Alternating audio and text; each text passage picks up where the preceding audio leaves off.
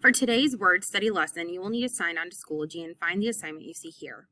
Earlier today, we talked about different Greek roots. Today, you will be playing a game called Clues. When you open the assignment, you will see the directions here. Let's read through them. Number 1, read the clues that are given. Number 2, determine what word is being described. Number 3, click and drag that word to the space provided.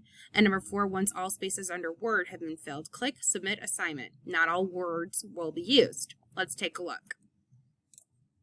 As you see here, there are clues that are given, and next to the clue is an arrow pointing to the word.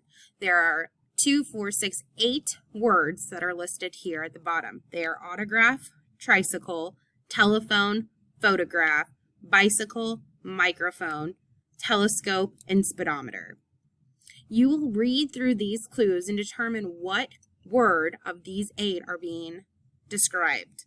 Once you figure out the word that is being described, you will simply click and drag the word to the correct spot. Read through each clue, click and drag the word to the correct spot until all 5 of these spots are filled in. You will have extra words that are not used.